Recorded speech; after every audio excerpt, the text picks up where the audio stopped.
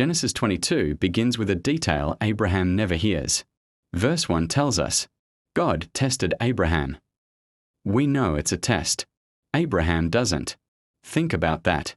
From our perspective, this chapter has an explanation. From Abraham's perspective, it doesn't. Then God says something fascinating. In verse 2, he doesn't simply say, "Take Isaac." Instead, he says, "Your son. Your only son. Whom you love. Isaac." Why describe him in 4 steps?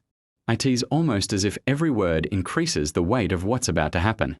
Then comes something I never noticed before. Verse 3. Abraham gets up early. No recorded argument. No negotiation. That's very different from Genesis 18. There, Abraham asked question after question about Sodom. Here, silence. Why? Then comes another detail. Verse 4 says the journey lasted 3 days. 3 days. Why tell us that? Could the journey itself be part of the test? For 3 days, Abraham had time to think, time to turn back, time to question. Yet the story records none of it.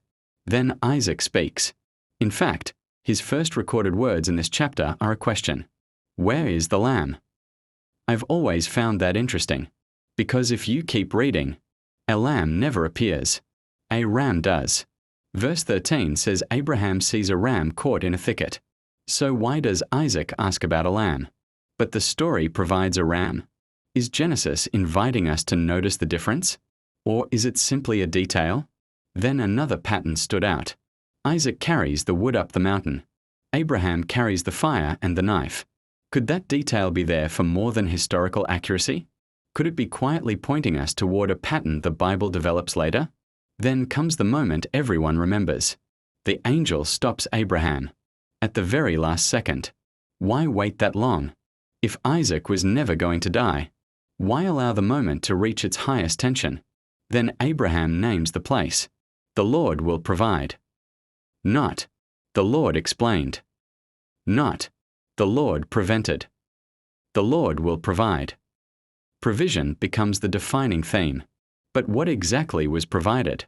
A ram, a rescue, or a deeper picture that the Bible would continue revealing? And then something unexpected happens. The chapter doesn't end with celebration. It ends with a genealogy. One name stands out. Rebekah, the future wife of Isaac. Why introduce her here, right after Isaac's life is spared? Could Genesis be quietly saying something? One story is ending. Another is already beginning.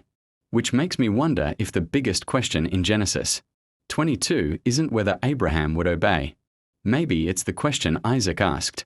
Where is the lamb?